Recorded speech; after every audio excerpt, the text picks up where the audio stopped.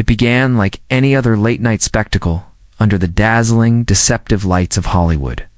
Studio 5B of the El Capitan Theater was vibrating with the laughter of a paid audience, primed to clap, gasp, and howl on cue. The band was tight, the laughter was light, and Jimmy Kimmel, grinning with his usual mix of smugness and stoner sarcasm, was seated behind his mahogany desk like a mischievous priest, preparing to lead the congregation into satirical sin. Everything was set for a normal taping of Jimmy Kimmel Live, where celebrities came to plug their projects, politicians came to pretend they were people, and America came to be distracted from its slow spiral into spiritual bankruptcy. But this night would be different. This night would be scorched into television history, not because a pop star debuted a new single, or because a Marvel actor accidentally revealed a plot twist, but because Congresswoman Jasmine Crockett of Texas took a seat in the interview. Sharon burned the whole facade to the ground without raising her voice or lifting a finger, save for one savage moment of rhetorical jujitsu that would echo across every network, every meme page, in every living room, still pretending to believe in the honesty of public discourse. But before the burn, there was the bait. Jimmy leaned into the monologue with his usual rhythm jokes about Biden stumbling on Air Force One, Trump's latest merch drop that looked like it was designed by an AI trained on Walmart clearance racks, and a dig at Elon Musk that somehow managed to involve both the metaverse and a Tesla that caught fire during a company retreat in Burning Man. The audience laughed dutifully.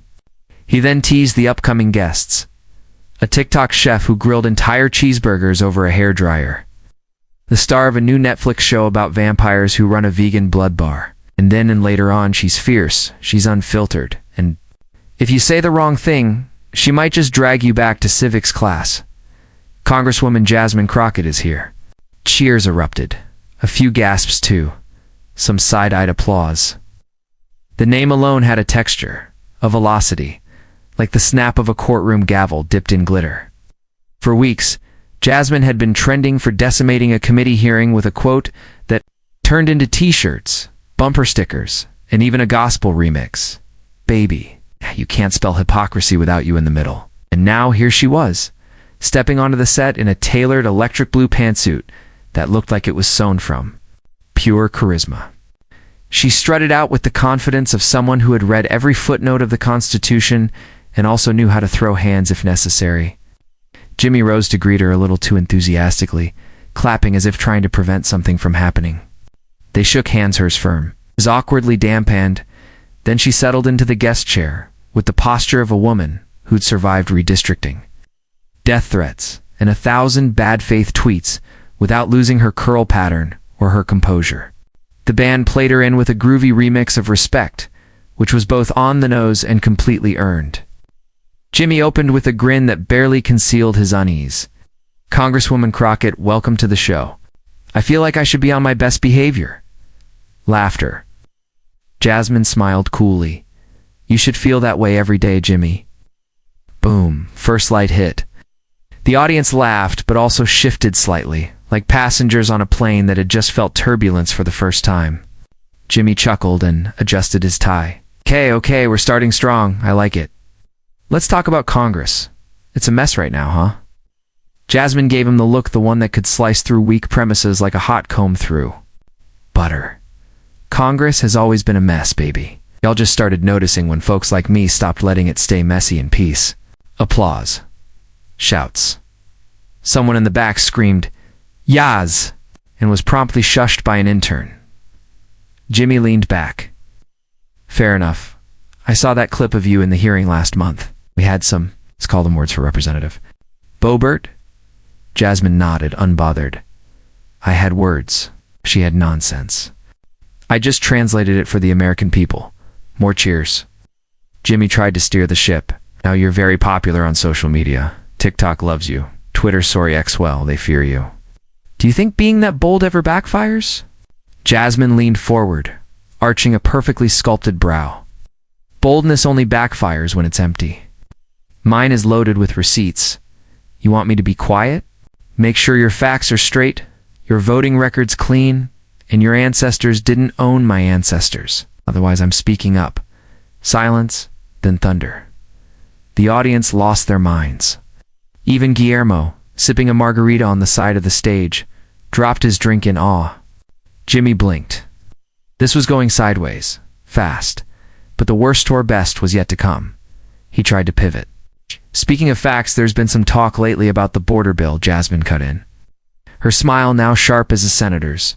Scalpel. Which one, Jimmy? The one y'all claim is about safety, but really about keeping brown babies in cages? Or the one where my colleagues tried to sneak in tax cuts for billionaires right under the clause about humanitarian aid? The room inhaled collectively. Jimmy fumbled. Well, I mean the one the president was pushing the president? Jasmine tilted her head like a cat about to pounce. Do you mean the current president who inherited a dumpster? Fire? Or the last one who set it ablaze with a tiki torch? A single ooh rippled through the crowd like a wave of holy judgment. Even the camera operators were shaking. Jimmy laughed nervously. I see you came prepared. Jasmine folded her arms. Always. Y'all confuse being pretty and being petty? I'm both, but I'm also precise. And that's when it happened. The moment. The comeback. Jimmy, desperate for a viral soundbite he could control, tried one last jab. Some people say you're more style than substance. You're just playing to the cameras.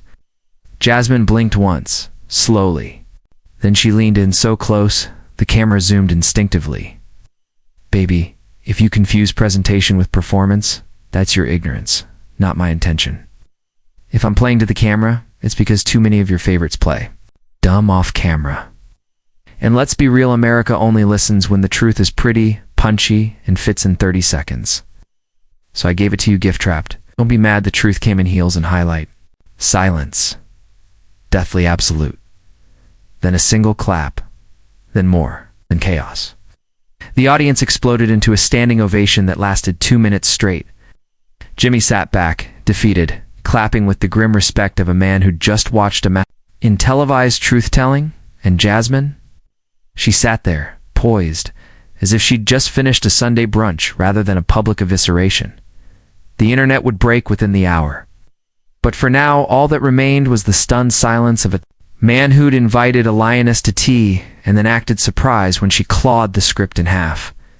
It felt as though time itself had snapped in half, the second half skipping ahead into an alternate reality where Jimmy Kimmel was no longer the ringmaster but the awestruck spectator at the greatest show in late-night TV history. In the silent beat before the ovation peaked, Jasmine Crockett sat with her spine perfectly straight and her eyes illuminated by a quiet fire, as if she'd never doubted for a moment that the audience would see what she saw.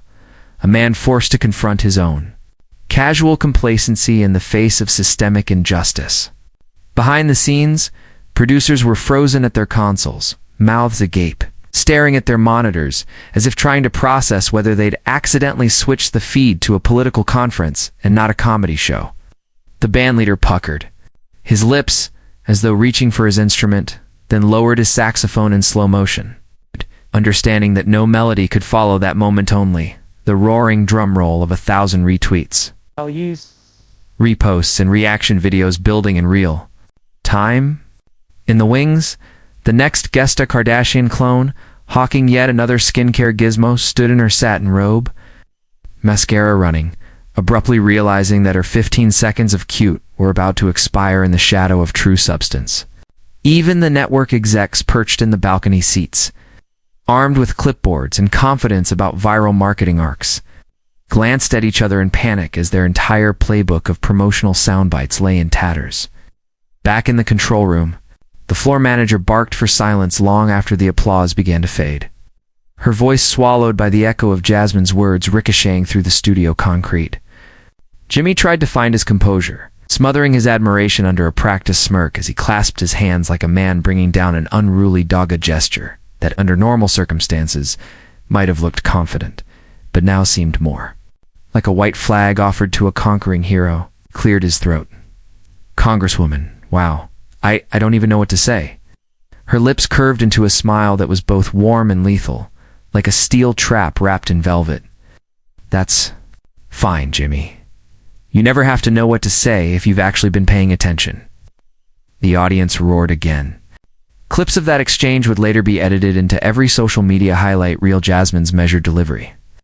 The slow burn of Jimmy's grin fading to awe. The simultaneous collapse of Kimmel's carefully cultivated persona. At that moment, her definition of politics, not as a game of theater, but as the art of speaking truth to curated power, became a viral manifesto.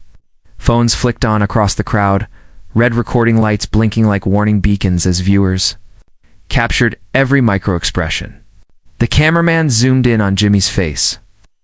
Now an unguarded portrait of respect and defeat, and then panned to Jasmine's profile. Haloed by stage lights, her hair haloed around her face in loops that framed her like a modern icon of righteous indignation. She allowed herself a small sigh, as though the world's burden had lightened by one unignorable truth. The band finally struck up a triumphant riff as Jimmy rose, offering the guest a standing ovation, an act that might once have seemed merely ceremonial, but now carried the weight of genuine reverence. Hands slapped, knees, feet stomped, the applause extended beyond the studio walls. Screens in Manhattan bars mirrored the moment. Living rooms in Texas spilled over with stunned laughter, tweet storms ignited coast to coast, and late night. Hosts everywhere adjusted their monologues to reference the Crockett clapback that had shattered the mold. Backstage, Jasmine's team exchanged high fives and relieved exhalations. It prepared for grilling, for gotcha headlines, for forced smiles, but they had not truly believed the nation would rally, and rally it did. Whiteboard scribbles on the campaign war room outside hypothesized surge metrics in real time. Fundraising trackers on laptops leapt up. Local news anchors scrambled to book Jasmine for follow-up interviews before the steam vented off her moment. Meanwhile, somewhere deep in the Hollywood Hills, a green-eyed puppet master of sitcoms met with their colleagues on Zoom, mouths gagged by the unanticipated power of unscripted truth.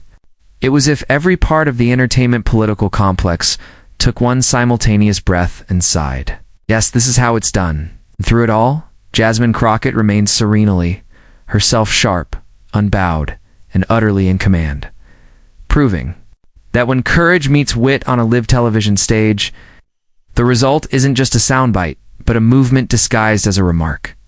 Echoing in hearts and news feeds long after the band's final note died away,